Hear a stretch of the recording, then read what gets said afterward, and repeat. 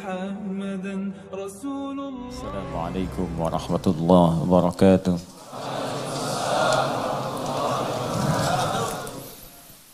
Kita akan lanjutkan kajian kita. Sekali lagi mari kita ikhlaskan niat kita.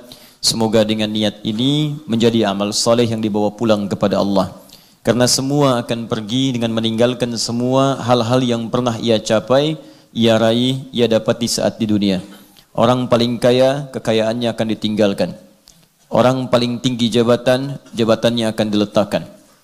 Orang paling pintar, kepintarannya akan disimpan. Semua masuk ke alam kubur hanya membawa satu saja hubungannya dengan Allah, yaitu amal saleh. Lahir tak bawa apapun, maka wafat pun demikian kembali kepada Allah, tidak membawa sesuatu. Hanya perbedaan lahir dengan wafat, bedanya dua. Ya, yang pertama, datang saat lahir tak membawa apapun, pulang kita membawa amal saleh. Pilihan dua, amal salah atau saleh, itu saja. Jadi kalau kita bisa berbuat untuk mengejar yang saleh, kenapa harus memilih yang salah? Itu poinnya. Kemudian yang kedua, saat lahir itu kita menangis dan orang-orang sekitaran kita tertawa menyambut kita. Kita ditertawakan saat kita menangis. Anda bayangkan, kita lahir menangis, orang sekitaran kita tertawa. Maka saat kita pulang nanti mesti ada beda antara lahir dengan wafat. Jadikan kita yang tertawa dan mereka yang menangis melepas kepergian kita. Itulah perbedaan antara lahir dengan wafat. Jangan sampai serupa. Lahir kita nangis, mereka tertawa. Lahir kita tak tertawa, mereka menertawakan kita. Itu yang paling berbahaya. Karena itu bertakwalah kepada Allah Subhanahu wa taala, selalu belajar dari setiap kehidupan, baik yang hidup atau yang wafat, untuk memetik amal soleh dari perbuatan itu. Itu yang dimaksud Quran surah ke-67 Al-Mulk ayat yang kedua itu. Itu yang dibacakan oleh kita setiap akan tidur, supaya dengan manfaat ayat-ayat itu kita pelajari di dunia, membawa cahaya saat kita kembali ke alam akhirat melalui alam kubur kita. Huwallazi khalaqal mauta wal haya liyabluwakum ayyukum ahsanu amala. Dialah Allah yang telah menciptakan kematian dan kehidupan untuk menguji yang hidup itu, siapa yang bisa belajar dari peristiwa kehidupan dan kematian untuk meningkatkan amal solehnya. Jadi kalau ada orang hidup, lahir, dan orang wafat, kata Allah, tujuan diperlihatkan hidup dan wafat itu untuk memberikan kepada kita isyarat untuk memperbanyak amal soleh sepanjang usia kita hidup. Itu poin besarnya. Jadi kalau ada kehidupan, lihat, oh baru lahir nih, 12 September 2019, baru terlahir, kita sudah 40 tahun. Nah, yang lahir ini masih bersih. Kita 40 tahun, berapa kesalahan yang sudah diperbuat selama hidup 40 tahun ini?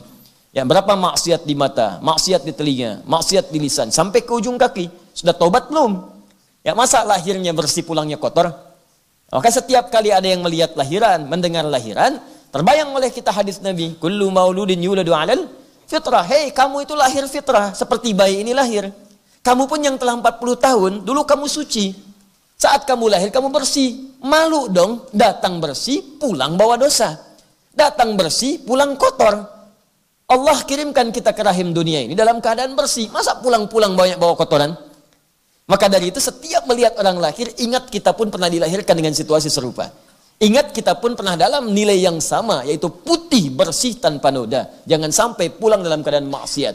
Karena itu setiap mendengar kelahiran, syukurnya dibuktikan dengan bentuk taubat kepada Allah Subhanahu wa taala untuk memperbaiki diri. Itu poinnya. Yang kedua, diperlihatkan orang wafat, diperlihatkan, diperdengarkan, ya, tampak kemudian dalam berita, di media sosialnya, ya, dalam elektroniknya, terlihat, terdengar, nampak. Apa hikmah semuanya itu? Liyabluwakum ayyukum ahsanu amala. Lihat siapa yang wafat. Ketika dia meninggalkan banyak karya, banyak amal-amal kebaikan, maka pantulkan itu ke dalam kehidupan kita. Kalau saya pulang nanti bagaimana? Itu poinnya. Beliau ini pulang, yang ngantarkan banyak, yang nangisi banyak. Nangis dalam arti kemudian merindukan amal solehnya. Yang nangis banyak, yang ngantarkan banyak, yang nyolatkan banyak, yang jenguk banyak. Besok kita pulang, serupa enggak dengan kita?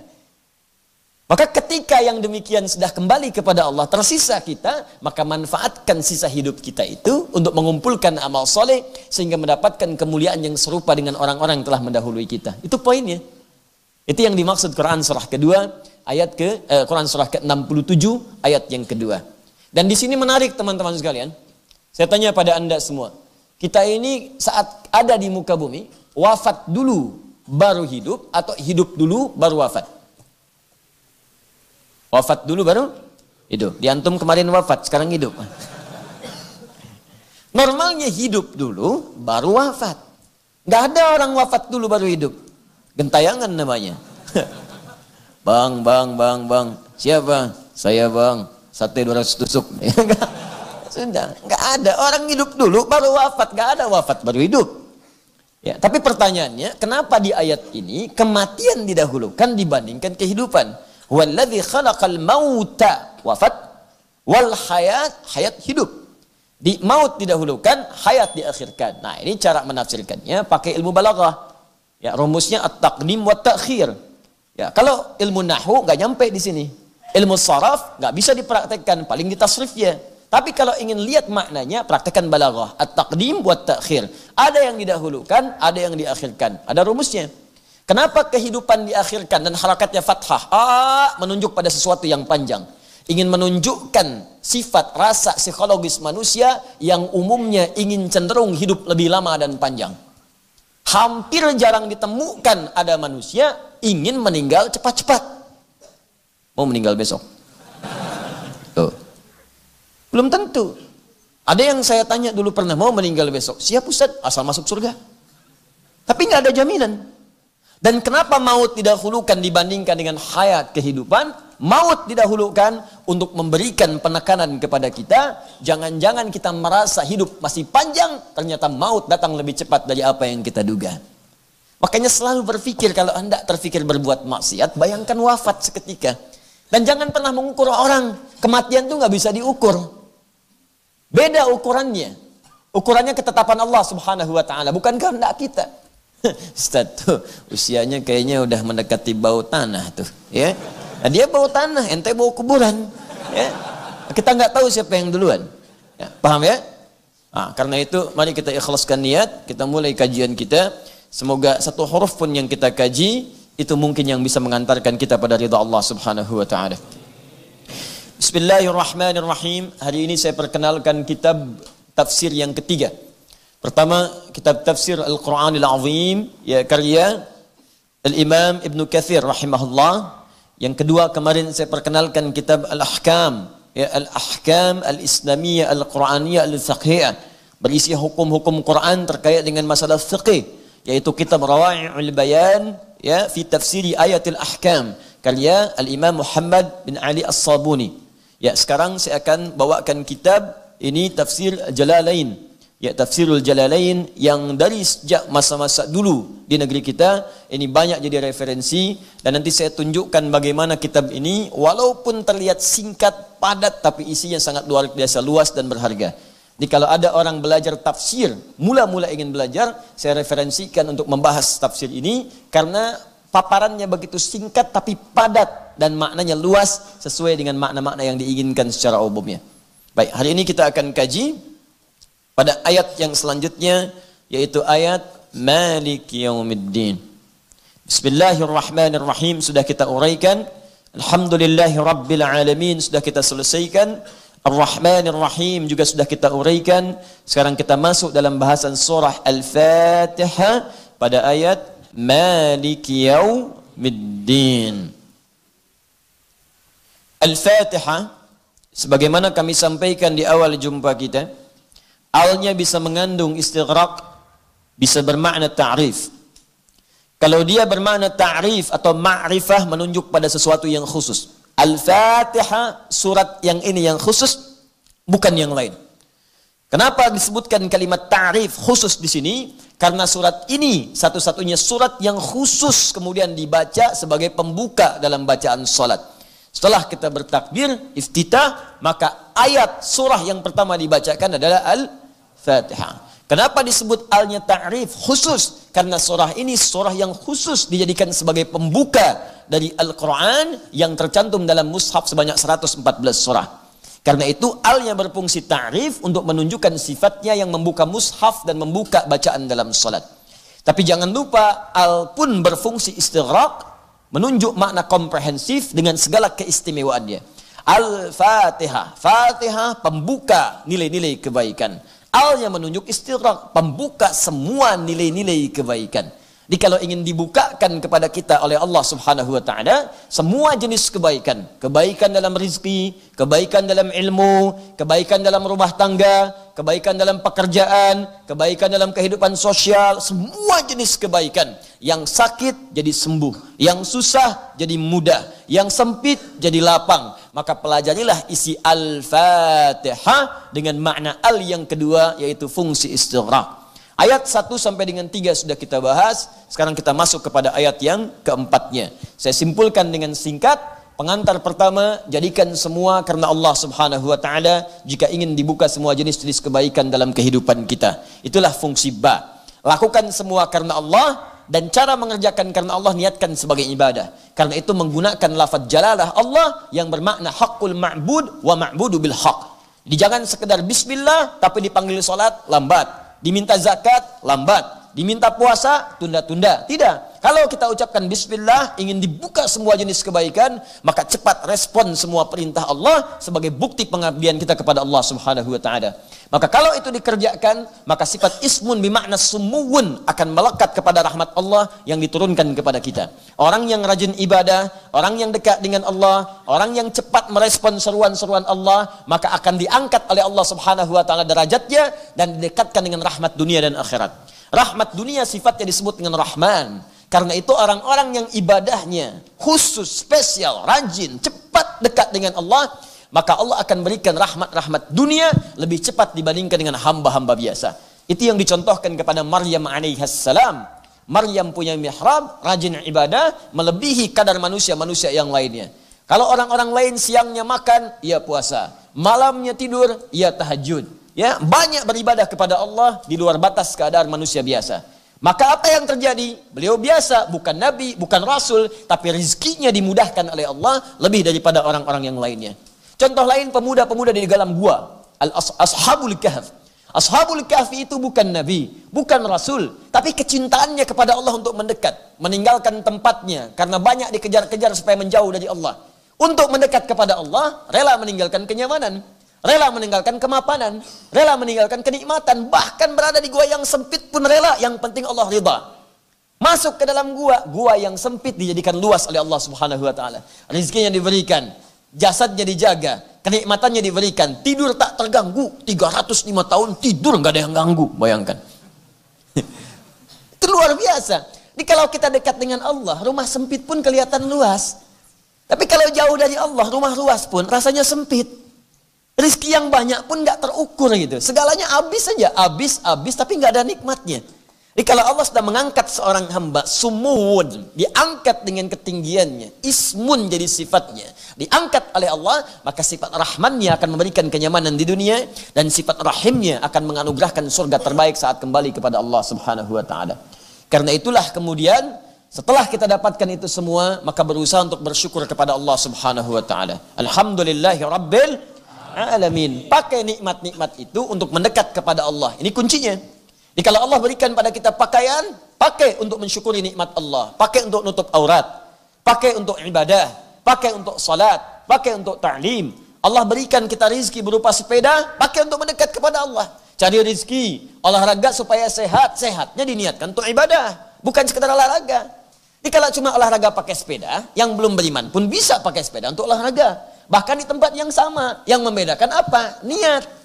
Pekerjaan, aktivitas disebut amal. Jamaknya disebut a'mal. Untuk membedakan amal, aktivitas kita dengan orang yang belum beriman, ada pada niatnya. Apa rumusnya? Hadis Nabi SAW. Riwayat Al-Imam Al-Bukhari. Di kitab yang pertamanya, dari kitab Al-Jami As-Sahih. An Umar bin Khattab radhiyallahu ta'ala anhu. Hadis riwayat Umar bin Khattab, semoga Allah meridai kepadanya. Sami'tu Rasulullah sallallahu alaihi wasallam yaqul, saya pernah mendengar Rasulullah SAW pernah bersabda, innamal a'malu binniyat. Sungguh semua pekerjaan itu akan dinilai berdasarkan niatnya. Pakai sepeda boleh, olahraga bagus. Apa niatnya? Kalau niat sekedar sehat, maka tak ada kemudian kemuliaan akhiratnya, pahala kosong. Tapi kalau kita niatkan kesehatan itu dipakai untuk ibadah, saya pengen olahraga dulu subuh-subuh, ba'da subuh. putar, pusing, balik kemudian putar sampai pusing, ya. Badannya sehat, niatkan untuk ibadah, untuk salat duha, untuk cari nafkah, untuk baca Quran, ini yang bagus.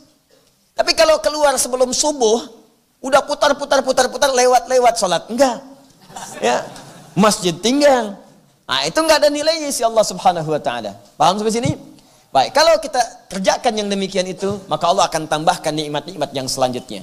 Karena itu kalimat Rahman dan Rahim disebutkan kembali setelah Alhamdulillahi Rabbil Alamin untuk menegaskan pemberian Allah yang berlipat ketika nikmat itu disyukuri.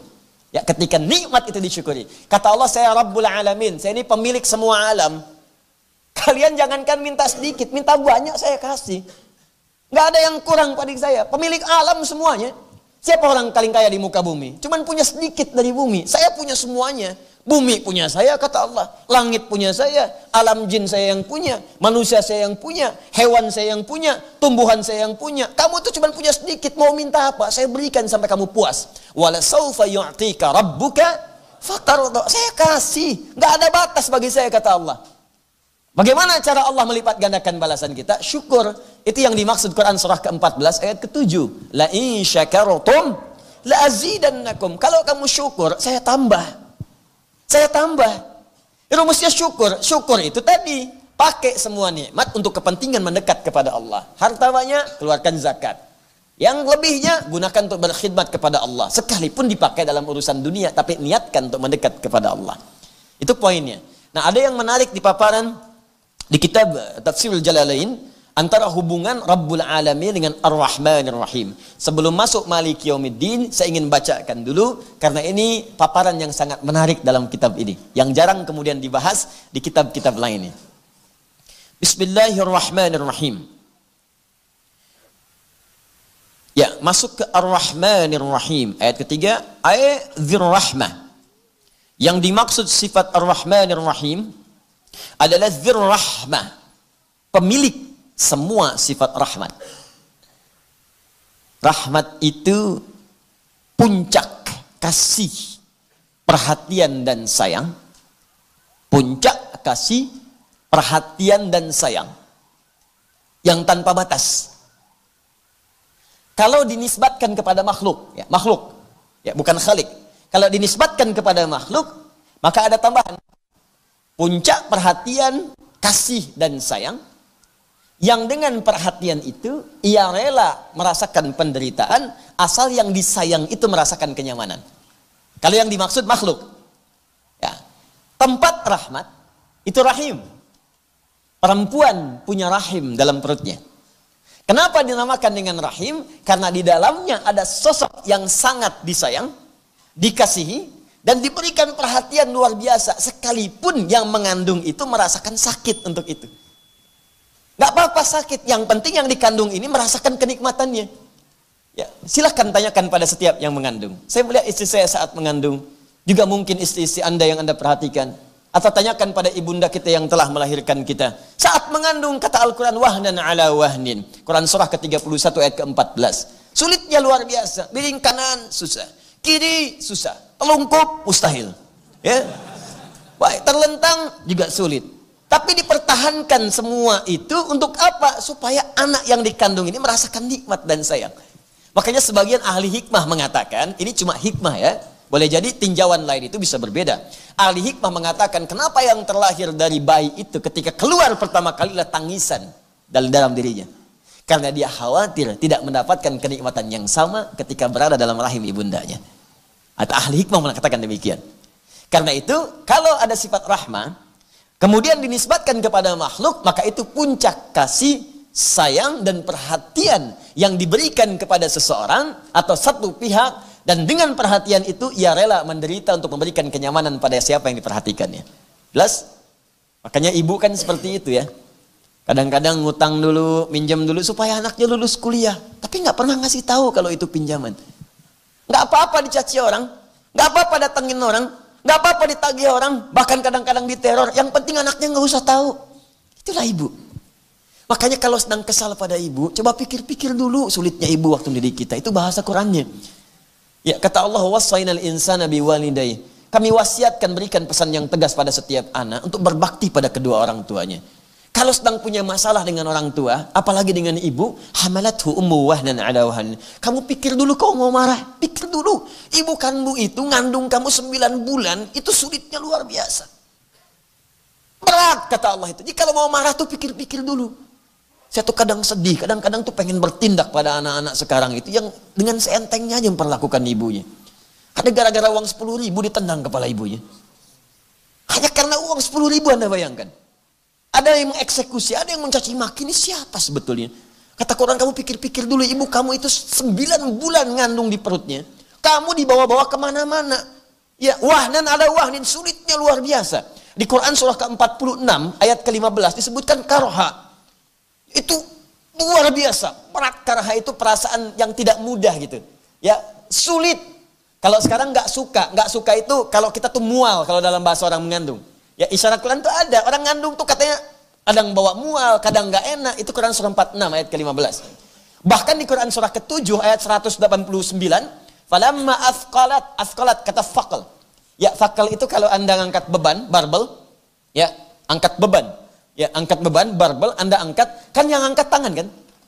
Tapi berat beban itu ke semua tubuh terasa kan? Ya, ke badan terasa, ke kaki terasa. Yang angkat tangan. Kenapa yang semicut itu mulut kemudian wajahnya? Beda kan? Itu bebannya terasa. Ya, ibu saat mengandung pun itu diilustrasikan oleh Quran itu menggunakan kata fakal. Yang ngandung perutnya, tapi yang sakit bisa kepalanya. Yang sakit bengkak bisa ke kakinya, bisa ke tangannya. Dan bahasa Quran sederhana, kalau mau marah sama ibu, ingat-ingat dulu ini. 9 bulan kamu dibawa kemana-mana. Nggak pernah kemudian disimpan dulu. Pernah ada seorang ibu mengandung mau nyuci. Nah, ibu mau nyuci dulu, kamu istirahat dulu di sini ya. Tidak. Nggak ada. Kandung sampai keluar, selesai. Nyuci, bawa. Nyapu, bawa. Ya, beres-beres, bawa, dibawa. Pikir dulu kata Quran. Nah, itu kalau dinisbatkan kepada makhluk. Kalau dinisbatkan kepada Khalik, Allah subhanahu wa ta'ala, maka sifat menanggung penderitaan itu dihilangkan. Karena mesti ada beda antara Khalik Allah dengan makhluk. Itu kaidah. Karena itu sifat rahmat Allah diberikan tanpa batas kepada manusia sampai ia kembali mau mendekat kepada Allah subhanahu wa ta'ala. Itu perbedaannya. Di Allah itu teman-teman, itu nggak ada batasnya. Nih saya contohkan ya, pelaku maksiat, gelap-gelapnya, sepekat-pekatnya, sehitam-hitamnya dosa melekat pada diri manusia. Itu oleh Allah diberi kesempatan sampai mau balik. Sampai ajalnya tiba. Dikala sebelum ajalnya sampai ke kerongkongan, itu dibentangkan terus rahmatnya. Dengan sifat rahmatnya. Yuk kita ambil contoh ya. Di Quran itu ilustrasi kesalahan, itu ada 5 jenis. Dan setiap jenisnya, itu selalu dilekatkan sifat Allah untuk mengampuninya. Misal, kesalahan pertama disebut khata'un. Ya. Jama'nya disebut dengan akhta'un. Jama'nya disebut dengan khataya. Ya.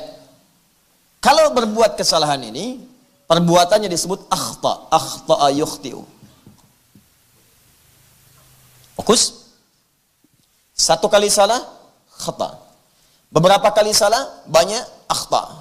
Banyak salah. Khataya. Ya, kalau kita ngaku, ya Allah saya ngaku banyak salahnya, tak terlukiskan. Banyak ya Allah. Maka tambahkan ya pendek di akhirnya. Ya. Khataya. Ya. Makanya setiap kita salat tuh, salah satu bacaan doa istiftah, Allahu Akbar, Allahumma ba'id baini wa baina khataya. Ya kecilnya mesti bunyi. Itu cara menerjemahkannya begini. Ya Allah, saya mengakui dalam sholat ini ya Allah, bahwa saya ini banyak dosa. Itu cara bacanya. Bukan sekedar di lisan. Kalau cuma di lisan, nggak ada getaran ke jiwanya. Pahami bacaan itu. Ya Allah, saya mengakui ya Allah. Saya mengakui dalam sholat ini saya banyak dosanya. Lantas bayangkan dosa apa aja. Dosa mata, dosa telinga. Sebelum sholat tadi ngerjakan dosa apa? Nih kalau masih belum mau ngaku ya, saya tanya nih. Siapa yang nggak punya dosa? Angkat tangan. Angkat aja. Ya, ayo. Baik, yang dosanya sedikit angkat tangan. Yang dosa agak banyak, angkat tangan. Ya, saya tahu ibu juga nggak angkat di bawah. Baik, siapa yang merasa banyak dosanya, angkat tangan. Tuh, banyak. Dah turun lagi. Kelihatan, nggak ngangkat pun di wajah udah kelihatan. Baik. Dan wajah-wajah ini saat bersamaan adalah wajah penambah surga. Nggak percaya? Ayo buktikan. Siapa yang pengen ke surga? Angkat tangan. Tuh. Selesai. Dan tinggi cita-citanya. Siapa yang surganya pengen Firdaus? Angkat tangan. Tuh. Siapa yang pengen bersama Nabi di surga? Tuh. Apa yang Anda bawa untuk menghadap Nabi di sana? Hah? Makanya setiap sholat Allah sayang dengan kita, ingin dihapuskan semua salah kita supaya kalaupun wafat saat itu bersih kitanya. Maka kita ngaku, ya Allah, saya sekarang sholat mengaku banyak kesalahan, ya Allah. Allahumma ba'id baini wa baina khataya. Ya, tapi hamba mohon, ya Allah, hamba mengakui banyak salah dan hamba pun menyaksikan, ya Allah, Engkau pengampun semua jenis kesalahan. Mohon bersihkan, pisahkan hamba dengan kesalahan-kesalahan yang telah hamba perbuat sampai detik ini, sebagaimana Engkau pisahkan timur dan barat yang tidak pernah bertemu.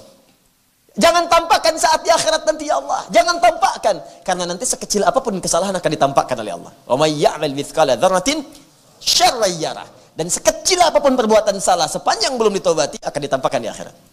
Nah, ini perbuatannya disebut akhta. Jika sudah terjadi kesalahan khata, agak banyak akhta, kemudian banyak lagi disebut khata, ya. Allah menurunkan satu sifat untuk menghapuskan ini semua. Disebut al-afu namanya. Al-afu. Nah, khata ini itu adalah kesalahan yang jelas salah. Walaupun sifatnya masih umum. Bisa jadi mengandung dosa, bisa jadi salah tapi belum tentu berdosa. Nah, contoh, subuh sekarang jam berapa? 4.32 misalkan. Baik, 4.32 itu subuh. Ada orang baru bangun jam 6. Bangun. Nah, belum sholat subuh. Salah tidak? Salah, jelas salah. Salah, belum sholat. Karena standarnya 4.32 itu siap-siap sholat. Dia jam 6 baru bangun, udah lewat syuruk. Udah lewat syuruk. Baik, nah sekarang salah tidak? Salah, dosa enggak? Belum tentu, John. Belum tentu. Kalau tidak disengaja, ya memang malamnya kecapean. Sulit tak terlukiskan sampai kemudian tertidur lelap. Memang bangunnya jam 2 untuk tahajud. Allahu Akbar. 11 rakaat khusyuk. Setelah itu selesai, jam 3:30, lihat baca hadis, sunnah Nabi setelah tahajud bisa berbaring terlebih dahulu. Miring ke kanan. Berbaring dia. Cuman bedanya dia dengan Nabi sebelum subuh bangun, dia habis subuh baru bangun. Salah sih iya, cuman dosa enggak. Nah, itulah khata namanya. Kalau sudah mengandung dosa, maka berubah kalimatnya menjadi dzambun. Dzambun. Nah, turunkan ini. Dzambun. Nah, ini ya. Satu jenis. Baik, subuh 4.32, dia bangun jam 6 sengaja. Memang sengaja terlambat karena malamnya dihabiskan nonton bola. Nonton Madrid nih, menangis, kalah kan? Gak menang, ketiduran, terlambat bangun, salah dan dosa dia. Kesalahan yang mengandung dosa, sekali dosa disebut dzambun. Allah tidak menginginkan ada orang, ada hamba berdosa sekalipun sedikit dosanya. Kamu datang ke dunia bersih, pulang jangan bawa kotoran, bersihkan oleh Allah, seketika dihapuskan. Maka diturunkan sifat yang kedua namanya ghafir. Ghafir. Muncul Quran surah ke-40 ayat ketiga. Ghafiridz dzambi wa qabilit taubi. Hei orang-orang yang pernah berbuat dosa, walaupun dosanya cuma sedikit, jangan merasa aman dengan dosanya. Ayo balik kepadaku, aku penerima taubat. Balik lagi ke jalan yang benar. Ghafiridz dzambi, aku ghafir, mengampuni dosa, walaupun engkau baru rasakan sedikit dari dosa itu. Dzambun pasangannya ghafir. Quran surah ke-40 ayat yang ketiga. Nah, ada orang sudah terlambat bangun dan ngajak orang lain itu nggak sholat. Ya dia terlambat, ngajak orang lagi malam-malamnya. Mau kemana? Tahajud. Tahajud kan besok-besok lagi. Ini pertandingan tuh menarik. Barcelona lawan Madrid. Ajak. Sudah dia ngajak orang lain, dia sendiri tidak mengerjakan. Maka muncul yang kedua lebih dari yang pertama. Dijamakkan bentuk dzambu jadi dzunub namanya. Dzunubun. Kalau levelnya sudah naik dari dzambun ke dzunub, maka Allah pun tidak akan membiarkan hambanya larut dalam dosa. Diturunkan sifat yang ketiga, namanya Ghaffar. Ghaffar, Quran surah Nuh, ayat yang ke-10. Faqultu astaghfiru rabbakum innahu kana ghaffara. Ghaffar. Kata Nabi Nuh, faqultu astaghfiru rabbakum, aku katakan pada umatku, minta ampun pada Tuhanmu, minta ampun. Tapi yang paling menarik, innahu kana ghaffara. Sungguh Allah punya sifat ghaffar. Kenapa Nabi Nuh tidak mengatakan ghafir? Karena umatnya sudah berkali-kali bukan sekedar kemudian mencela Nabi Nuh, tapi sudah ngancam, mencela, menghardik, banyak dikumpulkan dosanya, bukan sekali dosa. Tuh, begitu cara baca Qur'annya. Jadi kalau ada sifat ghafar, artinya dosanya meningkat dari level yang pertama. Ya, pedasnya naik dikit. Level 1, level 2. Ya, naik terus, naik. Nah, sudah dia kemudian tidak sholat, ngajak orang tidak sholat, dan mencela orang sholat. Ngapain sih ke sana? Si Adul masuk soleh, biarin aja ke sana, ya kan? Udah, kita mau sini aja. Bisa, dia. Ayo sini, naik lagi. Namanya dzunubun ma'avulmi plus zalim. Dzunubun plus zulmun.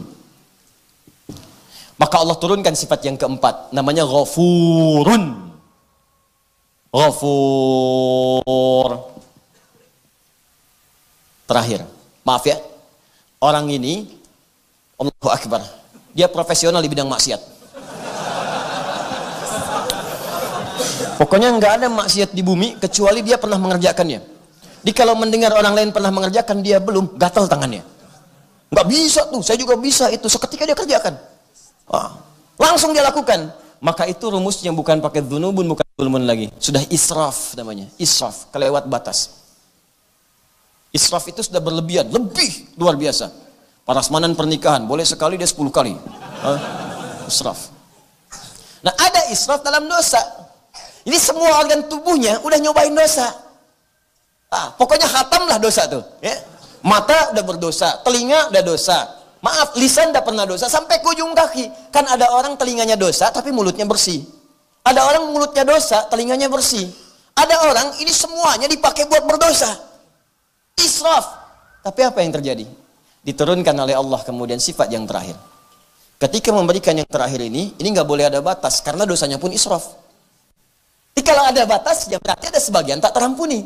Tapi kalau nggak ada batasnya, maka sebesar apapun, sebanyak apapun, sedalam apapun, sekotor apapun, itu nggak akan pernah ada batas untuk kembali diterima oleh Allah Subhanahu Wa Taala. Masih ingat tadi? Ketika Allah memberikan sebuah sifat kasih sayang, perhatian tanpa batas, disebut apa namanya tadi? Rahmah. Maka turunlah Quran surah ke-39 ayat ke-53. Quran surah ke-39 Az-Zumar ayat 53. Qul, katakan Muhammad, ya ibadiyalladzina asrafu ala anfusihim. Muhammad katakan, infokkan, beritahukan kepada hamba-hambaku, masih di aku hamba, Pak. Masih di aku hamba. Hei para pezina, hei yang pernah zina, hei yang pernah mabuk, hei yang pernah korupsi, hei yang pernah nyuri, hei yang pernah membunuh. Dengar kalimat ini. Kata Allah, engkau hambaku. Engkau hambaku. Itulah bedanya Tuhan dengan makhluk. Anda punya anak, jahatnya luar biasa, merusak nama keluarga. Sudah nggak terukur berapa kali nama Anda dirusak oleh dia. Sudah nggak terukur berapa kali keluarga kemudian dilecehkan oleh dia. Jahat dikenal di luar, muncul di televisi. Satu kali balik ingin bertemu Anda, diterima nggak? Baru nelpon aja, kamu gak usah telepon saya lagi. Waduh, saya ingin ketemu Pak. Kamu bukan anak saya. Oh, lantas anak siapa?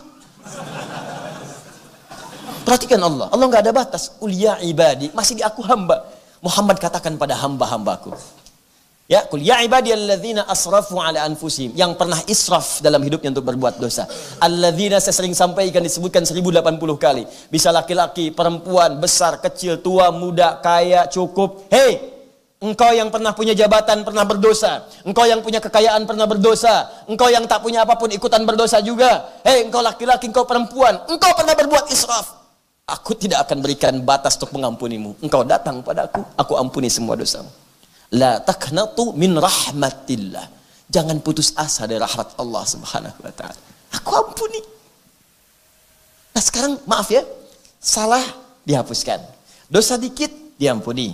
Dosa tambah banyak, digugurkan. Dosa lebih banyak lagi, dihanguskan. Dosa tanpa batas, masih diterima untuk dibersihkan. Kalau dengan semua kesempatan ini, belum mampu menyentuh hati Anda untuk bertobat, lantas dengan cara apa lagi Allah mengampuni dosa-dosa Anda? Jika ada orang pulang ke akhirat masih berdosa, itu makhluknya yang salah. Allahnya sudah terbuka, saya ampuni, kamu yang gak mau minta ampun. Saya kurang apa lagi ngampunin kamu sekarang? Dipantas kalau di akhirat, tuh Allah murka. Pantas, sangat pantas. Padahal sifat Allah itu rahmatnya kemudian akan mengalahkan murkanya. Cuman sudah dikasih rahmat, gak mau ngambil, ya tinggal murkanya. Kata Allah, inna rahmati wasi'at kulla syai'. Rahmatku itu melebihi segalanya. Rahmat Allah mengalahkan murkanya. Dikasih rahmat, gak diambil, ya tinggal murkanya. Kalau gak mau dimurkai, ambil rahmatnya sekarang. Manfaatkan. Karena itu ketika kalimat ini disampaikan, makna Ar-Rahmanir Rahim, Dzir-Rahmah. Dialah Allah yang punya karunia tanpa batas. Baik dalam hal rezeki, perhatian, kasih sayang, bahkan ampunan yang sangat luar biasa. Tapi pertanyaannya, apa kaitan kalimat Ar-Rahmanir Rahim dengan sifat rahmat itu? Dengan ayat sebelumnya, Alhamdulillahi Rabbil Alamin, dan setelahnya, Maliki Yaumiddin. Itu yang akan kita sempurnakan setelah menunaikan salat Isya berjamaah insyaAllah. Hadirin sekalian, saudara-saudariku, alhamdulillah kita telah menunaikan salat Isya berjamaah. Semoga salat kita diterima oleh Allah Subhanahu wa taala. Orang yang melapangkan orang lain di majlis ilmu, maka Allah akan lapangkan kesulitan-kesulitan hidupnya dalam kehidupan yang lebih luas. Itu ada dalam Al-Qur'an surah ke-58 ayat yang ke-11. Ya ayyuhalladzina amanu, hai semua orang-orang telah menyatakan dirinya beriman kepada Allah Subhanahu wa taala. Idza qila lakum tafassahu fil majalis fafsahillahu lakum. Ya, idza qila lakum tafassahu fil majalis fafsahu yafsahillahu lakum. Wa idza qila inshuzu fanshuzu yarfa'illahu alladhina amanu minkum walladhina utul ilma darajat. Hai orang-orang telah menyatakan dirinya beriman kepada Allah tanpa kecuali, jika disampaikan kepadamu, jika dikatakan kepadamu, lapangkan, luaskan di majlis-majlis ilmu itu. Itu bisa berarti tempat, bisa berarti situasi, kelapangan, atau share informasi. Orang yang bisa melapangkan situasi itu, maka balasannya bukan di majlis. Yafsahillahu lakum, kalimat majlisnya dibuang. Maka di setiap tempat yang kita rasakan kesulitan, Allah akan lapangkan. Mungkin melapangkannya di sini, nanti kesulitan rumah tangga, itu yang dilapangkan oleh Allah. Mungkin yang dilapangkan di majlis ilmu, nanti kesulitan di pekerjaan, itu yang dilapangkan oleh Allah. Dan semoga Allah mengabulkan apa yang kita mohonkan. Allah Subhanahu wa taala dengan sifat Rahman Rahimnya, Dzir-Rahmah, dialah pemilik sifat rahmah, puncak segala perhatian, kasih sayang, cinta, dan segala jenis hal-hal positif yang diberikan. Dalam konteks ketika dikaitkan dengan sifat Allah Subhanahu wa taala, maka ini mencakup anugerah kemuliaan dan kebaikan. Bisa berarti puncak ampunan dosa tanpa batas. Tadi kita sampaikan, jika ada kesalahan saja umumnya, Allah turunkan sifat al-afu. Jika ada dosa di dalamnya, Allah turunkan sifat ghafir. Jika dosanya semakin banyak, diturunkan sifat ketiga Ghaffar. Jika semakin melimpah dosanya, maka ada nama yang keempat Ghafur. Jika memang tak ada batas dalam limpahan dosanya, sehingga punya sifat israf, ya, bosan kalau tidak berdosa. Kalau tak bermaksiat, rasanya bosan, israf. Maka tetap Allah berikan kesempatan bagi dia untuk bertobat, dan Allah tak pernah bosan melimpahkan rahmatnya. Maka diturunkan sifat yang terakhir ini dengan nama rahmat bagi orang yang israf atau berbuat banyak berlebih dalam dosanya. Nah, 5 hal ini itu dikumpulkan dalam satu ayat. Kalau Anda bisa berkenan membacakannya sebelum tidur, ya, malam hari, saya sangat merekomendasikan ayat ini. Dan seringkali kami coba mengamalkan dampaknya ke hati itu luas. Itu Quran surah kedua Al-Baqarah di ayat 286, ayat yang terakhir. Ya, la yukallifullahu nafsan illa usaha. Allah mustahil memberikan kita beban kehidupan kalau kita enggak sanggup. Ini sangat menarik nih, bahasanya indah. Kata Allah, kamu enggak mungkin saya uji kalau kamu enggak mampu. Di cara menyikapi ujian itu, berikan motivasi pada diri kita bahwa kita mampu. Bisa sering katakan begini, seberat apapun ujian yang sedang menimpa kita sekarang, Anda diuji sekarang, menurut Anda berat sekali, tapi menurut Allah cuma Anda yang mampu, yang lain nggak bisa. Makanya dititipkan kepada Anda, bukan kepada yang lain. Saya yakin setiap kita ini sekarang punya masalah. ada yang di rumah tangga, ada yang di pekerjaan, ada yang di kehidupan sosial. Allah ujikan pada kita, bukan pada yang lain karena kita mampu. Ya, mustahil diuji kalau nggak mampu. La yukallifullahu nafsan illa usaha. Laha ma kasabat wa 'alaiha ma kasabat. Laha ma kasabat. Kalau kita semangat mengatasi itu dengan nilai-nilai kebaikan, caranya baik kita atasi, maka akan ada peluang pahala kita dapatkan.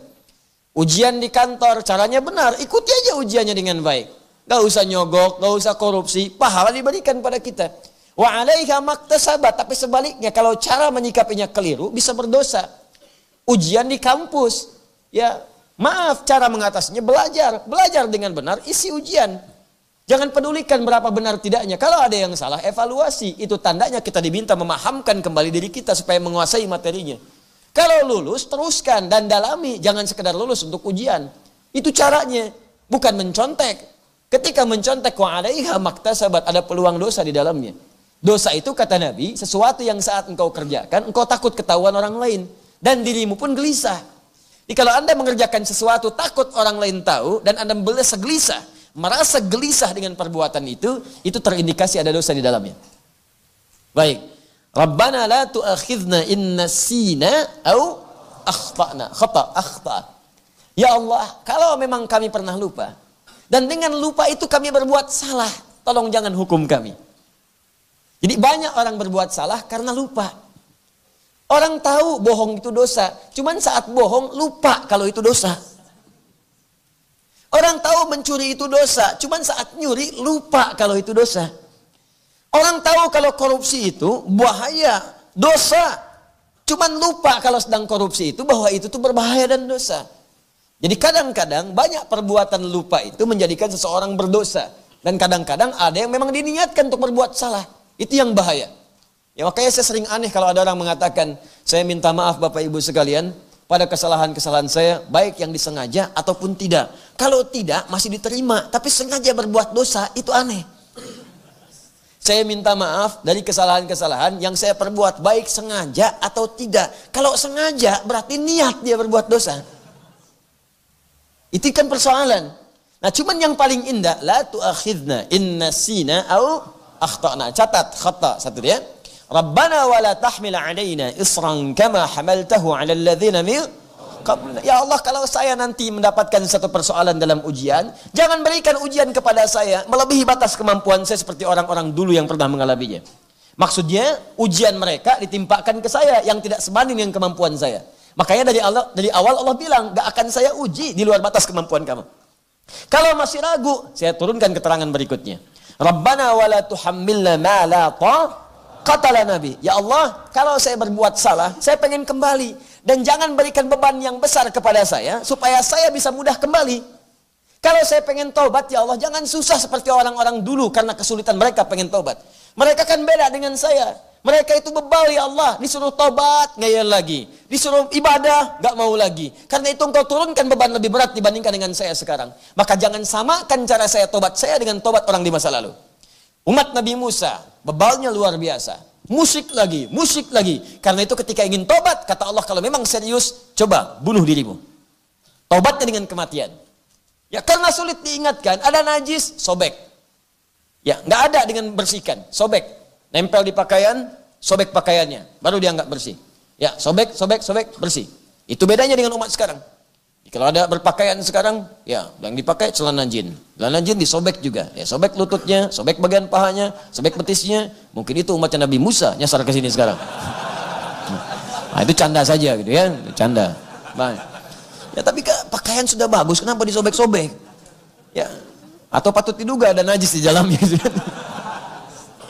Beda-beda. Nah, umat Nabi Muhammad sekarang lain. Ya Masya Allah, ada najisnya, nggak usah disobek. Cukup engkau bersihkan saja. Hilang 3 perkara, maka hilang najisnya. 1, hilang warnanya. Yang kedua, hilang baunya. Yang ketiga, hilang rasanya. Ya, adul ada celana, kena najis, kotoran kucing. Ya, bersihkan, hilang 3 sifat ini.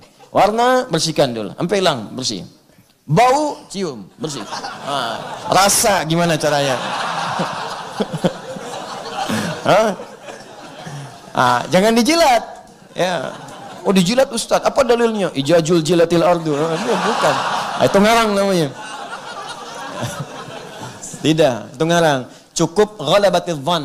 Ghalabatidz dzan. Prasangka kita yang paling kuat bahwa itu sudah bersih, itu menghentikan kemudian najis yang berlaku pada saat itu. Bersih hukumnya. Nah, sekarang kembalikan. Khata. Tadi sudah ada. Taklif yang berat. Ya, dzambun, dzunubun ma'adzulmi. Rabbana wa la tuhammilna ma la taqata lana bi. Israf. Karena mereka berlebihan, tobatnya susah. Israf namanya. Berkumpul di situ khata, dzambun, dzunubun ma'adzulmi, ya dzunubun ma'adzulmi, kemudian israf. Limanya berkumpul. Maka untuk menyelesaikan 5 hal ini mesti muncul 5 yang ini. Maka dijawab oleh Allah. Perhatikan kalimatnya. Setelah Rabbana wa la tuhammilna ma la taqata lana bi. Setelah itu apa? Wa'fu anna. Al-'afwu. Wa'fu anna, ya Allah turunkan sifat afumu kepada kami. Maafkan kami ya Allah. Hapuskan akhta, kekurangan-kekurangan, kesalahan-kesalahan kami yang telah kami perbuat. Setelah itu, waghfir lana fil amr lit talab. Permohonan kepada Allah dengan kata ghufran, waghfir. Ighfir itu mencakup 3 makna. Ghafir, ghaffar, ghafur. Ya Allah, kalau memang saya dosanya sedikit, turunkan sifat ghafirmu. Waghfir lana. Kalau banyak ya Allah, dzunubun, turunkan sifat ghafarmu, waghfir lana. Kalaupun melimpah ya Allah, turunkan sifat ghafurmu, waghfir lana. Ya Allah, dosa aku makin banyak, lebih daripada limpahan. Aku tak bisa mengukur berapa banyak dosa yang telah aku kerjakan selama hidup. Israf aku ya Allah, tidak berhenti sampai di sini. Waghfir lana. Setelah itu, warhamna, rahmat. Anta maulana, karena engkau Tuhan yang merawat kami ya Allah. Kalau Tuhan yang merawat saja tidak mengampuni, kepada siapa lagi kami mesti minta ampun? Wansurna 'alal qaumil kafirin. Ya Allah, kalau taubat kami sudah diterima, mohon jaga kami supaya kami tidak diajak berbuat maksiat lagi oleh orang-orang yang tertutup dalam hidayah-Mu. Indah ayatnya. Itu 5 hal ini tercantum dalam satu ayat, dan ini bagian dari taubat kita kepada Allah Subhanahu wa taala. Coba biasakan baca dengan benar sampai mendapatkan gejolak dalam hati kita dan merasakan kekhusyuan dan nikmat yang mendekat kepada Allah Subhanahu wa taala. Baik, sekarang apa kaitannya Ar-Rahmanir Rahim dengan Rabbul Alamin yang sebelumnya pada aspek yang belum kita kaji, yang disampaikan dalam kitab tafsir Al-Jalalain ini. Fassilatu baina Rabbi Ta'ala wa mukhlaqatihi, fassilatu baina Rabbi Ta'ala wa makhluqatihi hiya rahmah wal inayah. Fokus. Fassilatu baina Rabbi Ta'ala. Adapun hubungan antara kalimat Rabb dalam Rabbul Alamin, Alhamdulillahi Rabbil Alamin. Kata Rabb di sini menunjuk pada sifat Allah. Yang pernah saya terangkan punya sifat Al-Asma'ul Husna dengan sifat Rububiyah. Sifat memperhatikan, merawat, menyayangi, menguasai. Rabbul Alamin, penguasa semua alam. Masya Allah.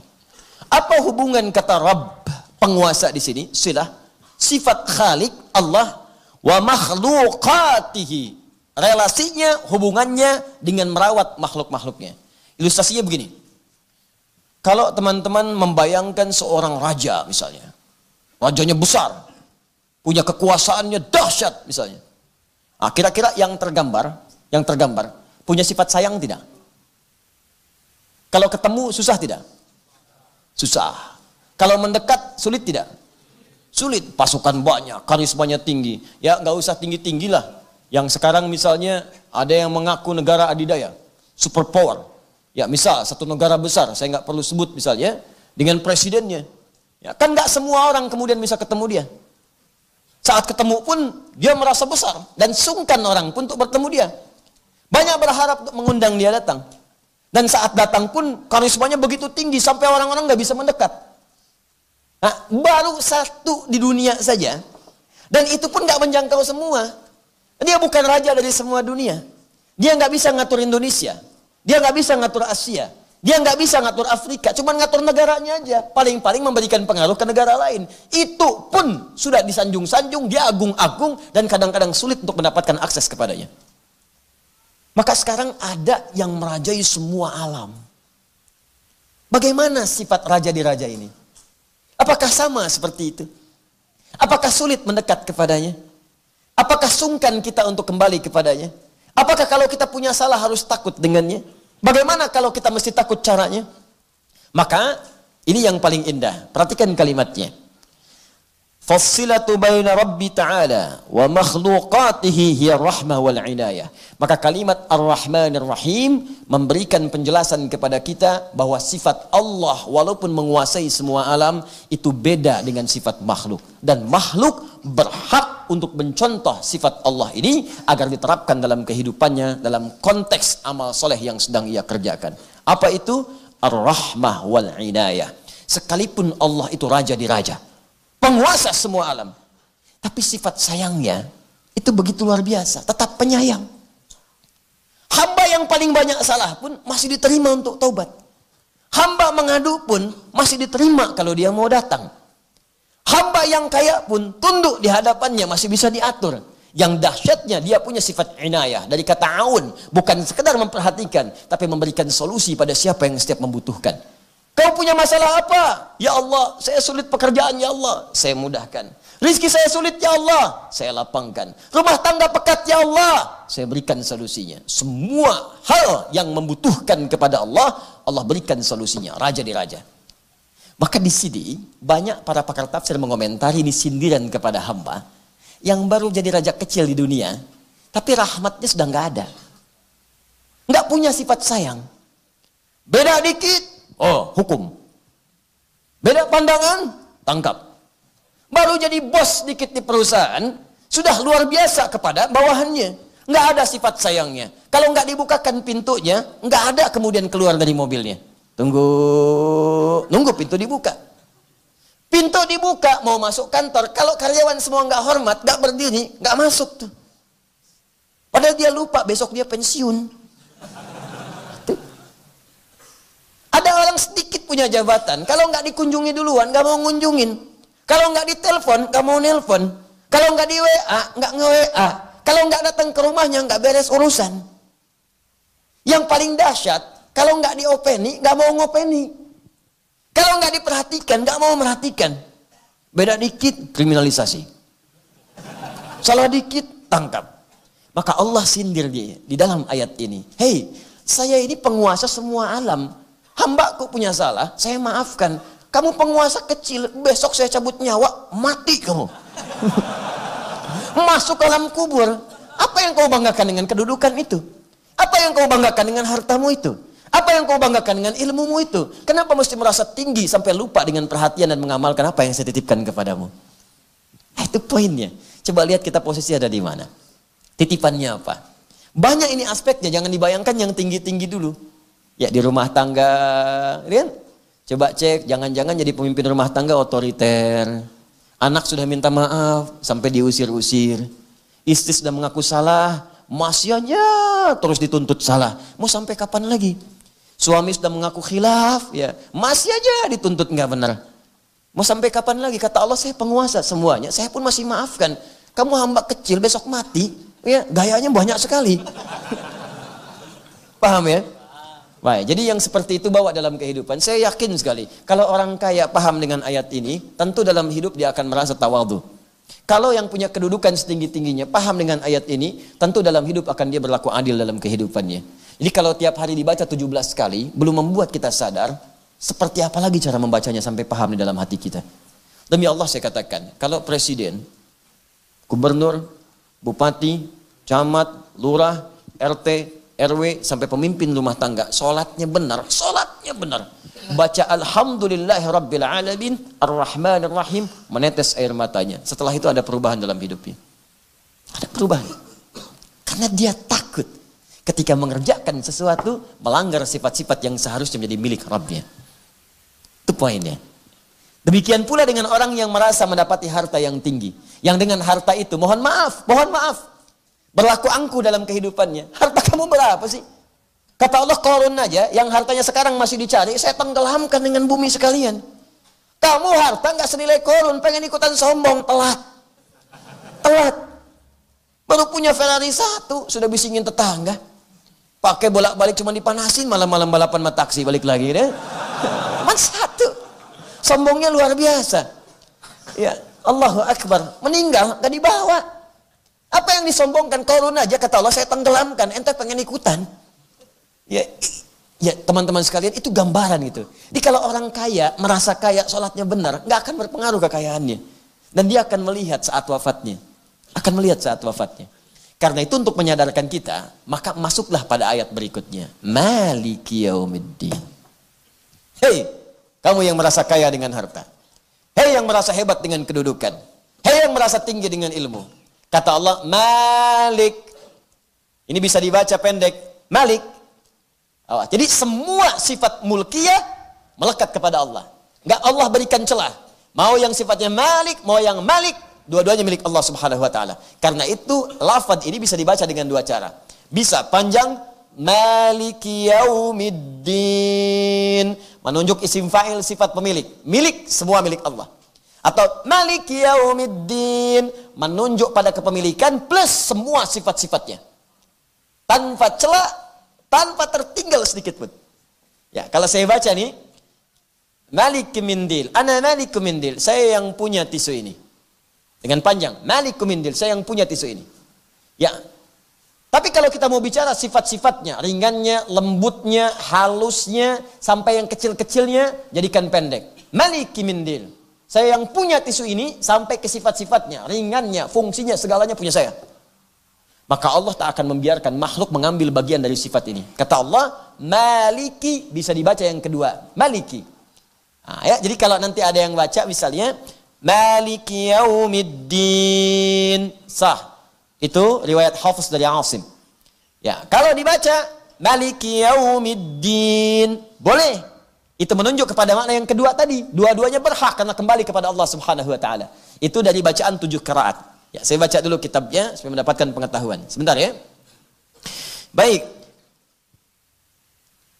Fahuwa subhanahu malikul amri kullihi fi yaumil qiyamah. Wa qara'a Asim wal Kisai maliki yaumiddin. Asim dan Kisai, ya Imam Asim dan Imam Al-Kisai membaca panjang maliki yaumiddin. Ya wa qara'a al-baqun bi maliki yaumiddin. Sedangkan imam-imam yang lain membaca pendek maliki yaumiddin. Nafi' punya 2 murid, Qalun dengan Waras bacaan pendek maliki yaumiddin.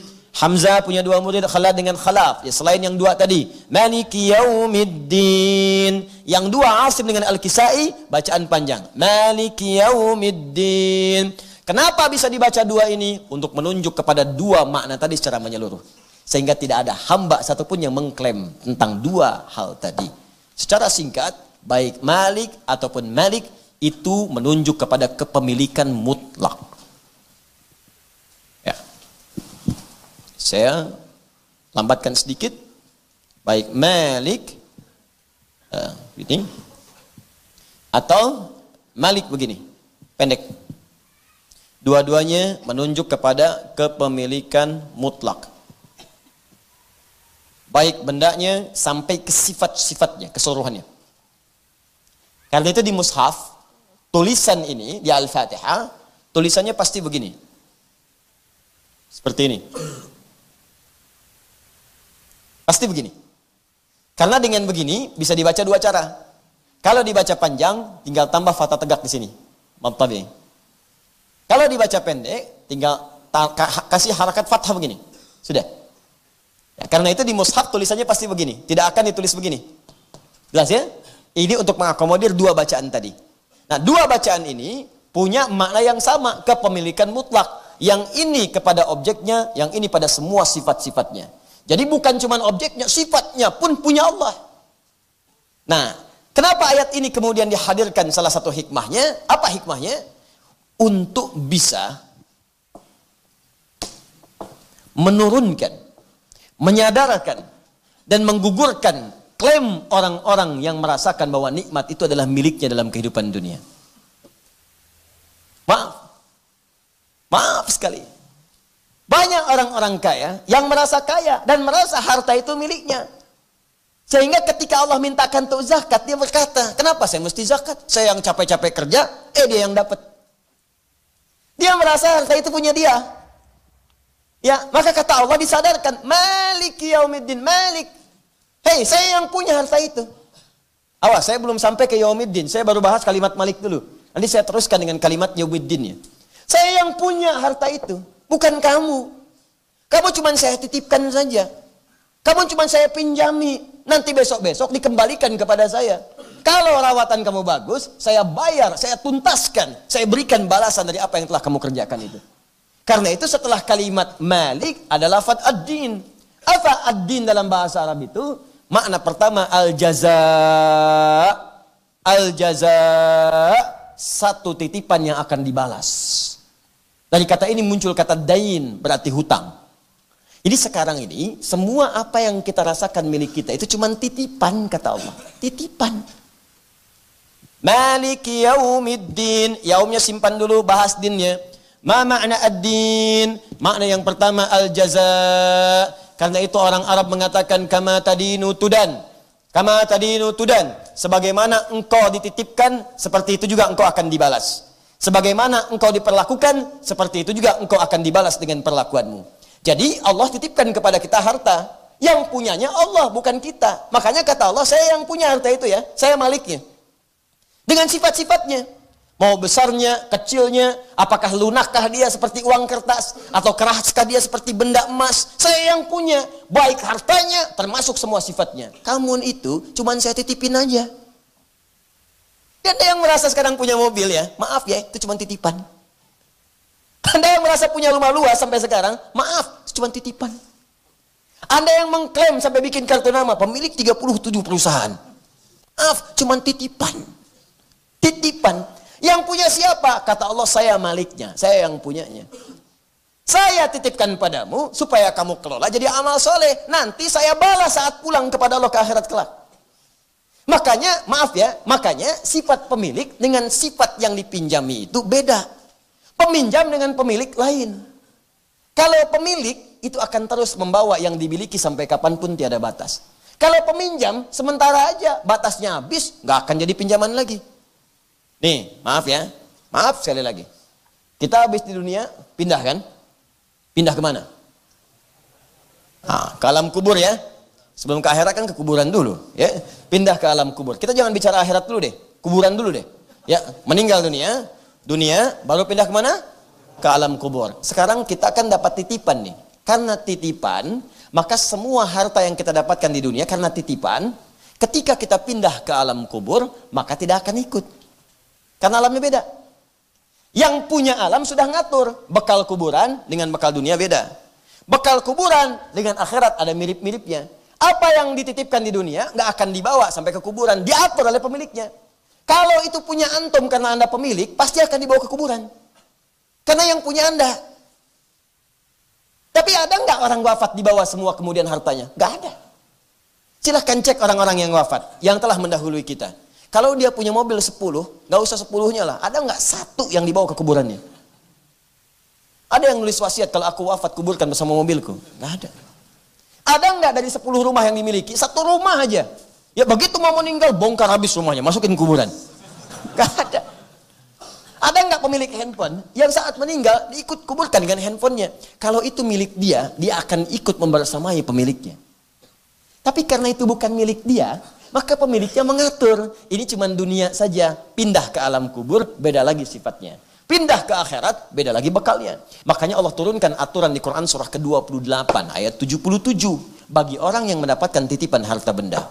Wabtaghi fima ataakallahu daral akhirah wa la tansa nasibaka minad dunya.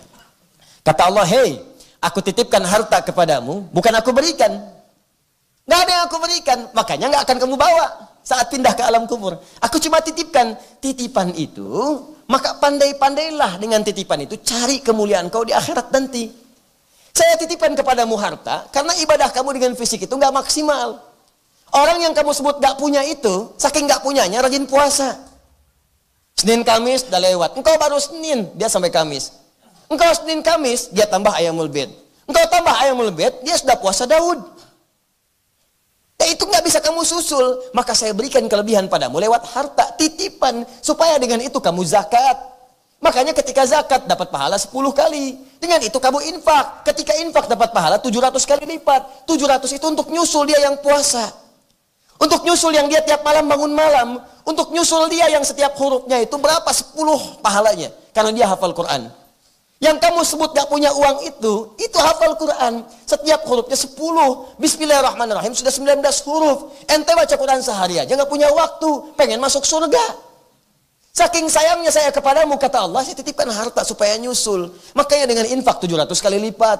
Dengan zakat 10 kali lipat. Dengan sedekah tambah lagi. Berlipatnya itu untuk nyusul amalan orang lain yang belum dijangkau. Jangan lupakan dunia. Jangan lupakan, silahkan. Rumah yang bagus, boleh. Di situ bikin pengajian. Kendaraan bagus, boleh untuk mengantar ke tempat pengajian. Mengantar mencari nafkah. Cari yang halal. Tunjukkan pada orang, nih, saya pun seperti kamu, punya Ferrari, bisa halal juga. Jadi kalau saya bisa kerjakan dengan yang halal, kenapa engkau cari dengan korupsi?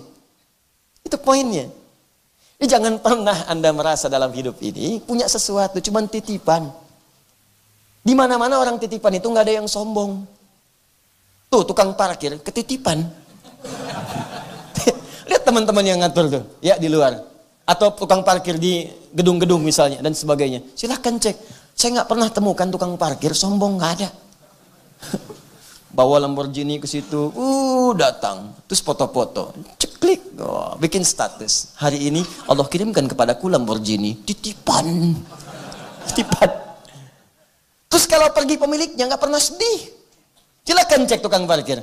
Anda bawa mobil paling bagus, taruhlah Pajero misalnya masuk situ. Atau Bujero, terserah lah gitu kan. Masuk. Habis itu keluar. Ya, Anda bayar, tak pergi. Nggak pernah dia menangis. Ya Allah, Pajero pergi. Misalnya, nggak ada tuh, biasa aja. Pergi. Ya ini pergi, silahkan. Semua pergi. Nggak ada, biasa-biasa aja. Nah, kenapa dengan titipan Allah Anda mesti sombong? Maaf ya, nanti kalau ketemu orang kaya yang sombong, bilang aja, Pak, titipan. Gitu aja, itu paling gampang. Ya kalau ada orang bikin status tuh, pamer ini, pamer berlian, pamer macam-macam, komennya nggak usah banyak-banyak, titipan, gitu aja. Paham ya? Gitu aja paling gampang, titipan, gitu aja. Ya, itu paling gampang untuk mengingatkan. Nah, apa yang terjadi setelah itu? Kata Allah, kalau kalian belum sadar juga, tunggulah satu saat. Satu hari nanti, saya akan mintai pertanggungjawaban dari semua apa yang telah saya titipkan kepadamu. Pertanggungjawaban, balasan dari semua titipan tadi, itu disebut dengan ad-din. Karena itu agama kita disebut dengan ad-din. Inna ad-dina 'indallahil Islam. Kenapa Islam disebut dengan ad-din? Karena kita menuntut balasan dari semua pekerjaan yang telah kita kerjakan dalam bentuk ibadah itu. Salat, mana pahalanya ya Allah? Baca Quran, mana pahalanya ya Allah? Engkau titipkan jasad kepadaku untuk ibadah, saat aku pulang aku meminta balasan dari semua itu. Karena itu kemudian ad-din disebut dengan al-Islam, atau al-Islam disebut dengan ad-din, supaya dijanjikan oleh Allah kepada kita bahwa semua pekerjaan kita dalam Islam gak ada yang sia-sia. Satu saat pasti akan dibalas. Tapi jangan lupa, semua titipan dari harta benda, kedudukankah itu, pengetahuankah itu, satu saat semua itu akan dimintai pertanggungjawaban oleh Allah Subhanahu wa taala. Karena itu, kalaupun Allah menambahkan nikmat kepada kita dari harta, pengetahuan, kedudukan, jangan pernah sombong dengan itu semua, karena satu saat semua itu akan ditanya oleh Allah Subhanahu wa taala. Maliki yaumiddin. Jelas sampai sini? Baik. Yaum. Apa artinya yaum? Ya, yaum itu sering diterjemahkan dengan hari, betul. Dalam bahasa ilmu nahwu disebut dzaraf, dzarfuz zaman. Dzaraf itu sesuatu yang bersandar, nempel, dekat. Ya. Ini ditunjukkan dengan waktu. Di yaum, kemudian ad-din. Kata yaum disandarkan dengan kata ad-din. Ad-din saya terangkan tadi, sesuatu yang memiliki sifat balasan. Jika baik dibalas baik, jika jelek kemudian mendapatkan konsekuensinya. Mengelola harta baik, dibalas. Mengelola kedudukan baik, dibalas. Kalau jelek, dapat konsekuensi dari itu semua. Sebelum ada kata ini, kemudian dilekatkan kata yaum, dzarfuz zaman. Dzaraf menunjuk kepada waktu. Az-zaman. Dzaraf pada mulanya sesuatu yang menempel, lekat. Ya, nempel, lekat, menaungi pada yang lain. Ya, karena itu dalam bahasa Arab, amplop dalam bahasa Arab disebut dzaraf namanya. Ya, kenapa? Karena setiap yang dimasukkan dalam amplop itu nempel dengan amplopnya. Dinaungi di dalamnya. Di sini Allah Subhanahu wa taala menjadikan yaum bentuk waktu nempel dengan kata ini. Ya, untuk menunjukkan sesuatu yang sangat dekat, lekat, dan sifatnya pasti.